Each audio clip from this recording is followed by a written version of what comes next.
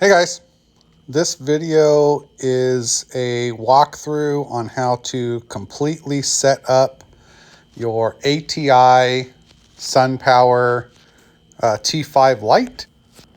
All right, so this is the exact light we're going to use. It is the ATI T5 SunPower. I bought the 48-inch 6 bulb. We're going to go through my bulb selection, how to hang it, install it, maximizing height to minimize light spillage and maximize light in the tank, and go through some heat management steps.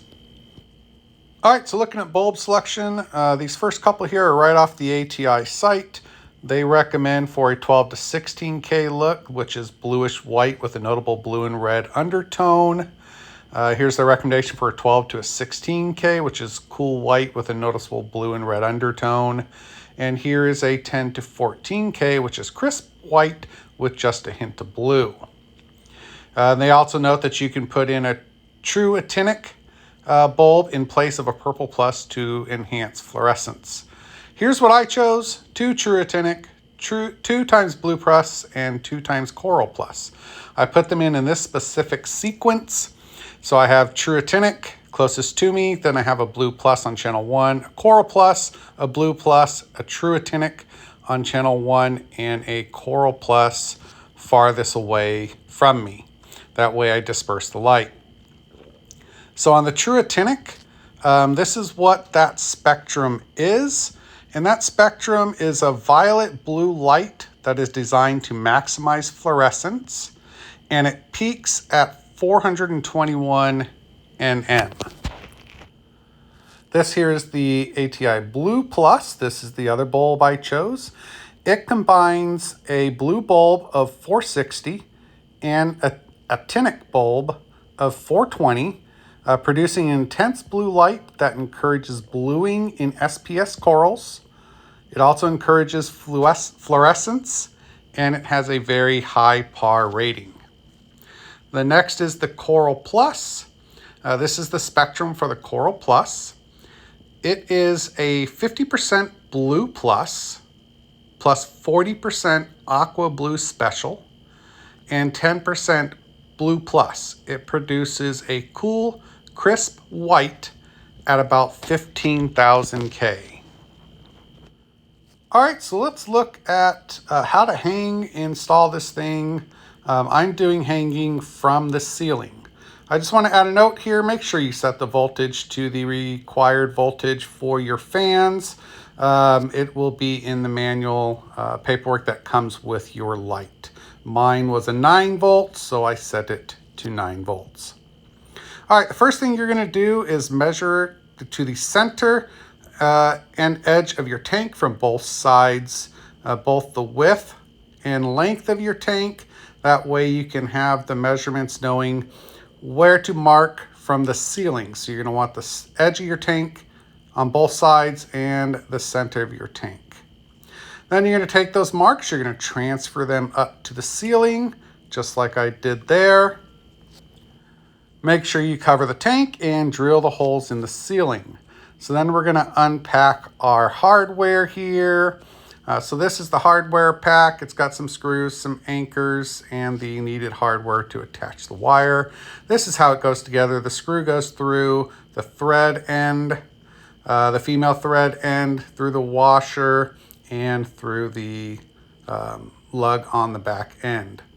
So here's the tank covered for when I drilled the holes. And then I'm going to take that back end and I'm going to push it up into the hole that I drilled in the ceiling so it looks like that. I'm going to start tightening up until I get it completely tightened up all the way to the ceiling. And when it's completely tightened up all the way to the ceiling, it's going to look like this. Then I'm going to take that wire and I'm going to thread it through the male threaded end. It's going to go through just like this. You're going to put the end that doesn't have the ball on it through there. Once you line that up and slide it all the way through, you will then slide it all the way down to the ball. And that ball is going to catch, and that is what is going to be the support when that metal woven wire attaches to your light. So then you'll get up there and you'll screw those ends together just like that, and you'll screw it all the way up snug. You don't need to wrench it or anything, just hand tight is fine. Give it a little tug, make sure it's tightly in place. All right, so I set the light up on top of the tank. I left the towels there, that way there's a pad between the tank and the light. We are gonna unpack these ends, and underneath that packaging, you are gonna find this. This fitting, so that end there pushes down. That's also the end where the wire is gonna feed through. You're gonna feed that wire down through there, and it's gonna come out the side of that fitting. To go up, all you gotta do is pull that wire through. To go down, you would press the nose of that fitting and slightly guide the wire down. But that's what it's gonna look like for now. And then we are going to start lifting the light. Remember to lift each side a little bit at a time. That way you're not just jerking up one side and putting way too much pressure on the other. I will note that mine, about a month through, fell out of the ceiling. One side of it did. So I went and added 2 1x4 boards. You can see they are screwed into the stud rafters, and then I put that bracket up into the stud in the exact same place that the holes were. This is going to make it a ton stronger. Luckily, nothing broke. The whole light didn't fall in the tank. None of the equipment broke, nothing like that. But it was about midnight. I heard a crash, went in there, and one side had come out of the ceiling. So I did reinforce it this way. All right, so let's talk about how we pick a hanging height to maximize light efficiency and intensity and minimize light spillage into the room. All right, so the first thing we're gonna do is we're gonna cover the front glass of the tank. That way light doesn't shine through it. We're gonna raise the light above the tank. We're gonna turn on the light, and we're gonna turn off all the lights in the room. Once you do that, and you turn off all the lights in the room, you can kind of see that line there. You see it down the wall, and you can see it on the floor. You are gonna find the line where the light hits the floor. And I'll use that stick here and just show you it hits the floor, as you can see right there. If you can see light hitting the floor anywhere, that is bad. We do not want light hitting the floor. That is light spillage.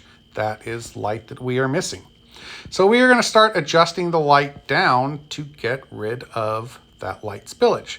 So I adjusted the light down a little bit on each side at a time until I got to the point where you can see here, there is no light spillage. It is all contained within the tank.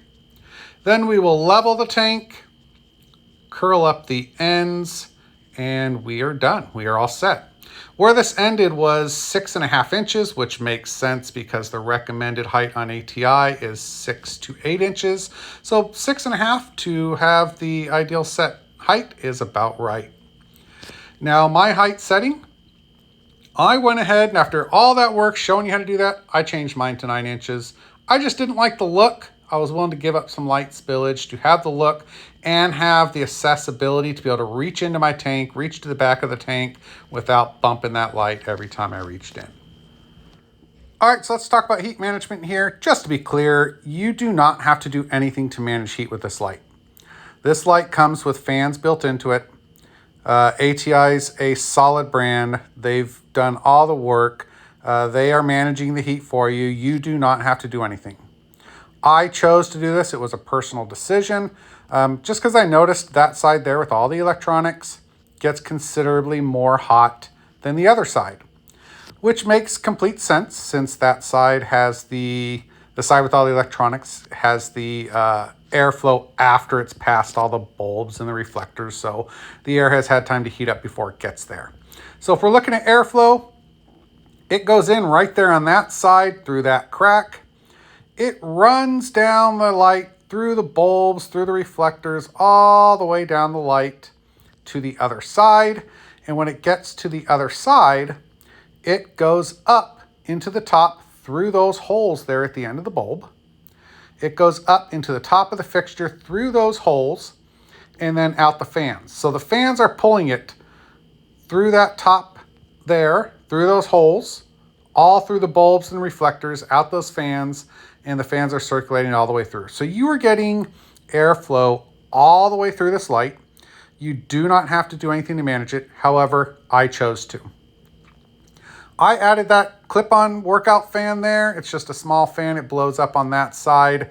I have it plugged in to the timer for channel 1. So when my first 2 bulbs come on, that fan kicks on. When my bulbs go off on channel 1, that fan kicks off.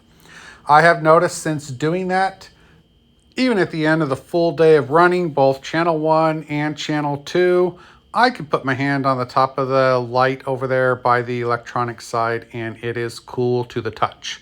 So it just made sense for me. Like I said, not required. ATI has done all the work for you. They've routed the air. They've engineered it. They have the fans on. This was my personal choice to make sure that I kept my light super cool. All right, hopefully you like this video. Hopefully it helps you set up your ATI light. Give me a like, give me a subscribe, check out some more of my content, and I'll get more out soon. Thanks, guys.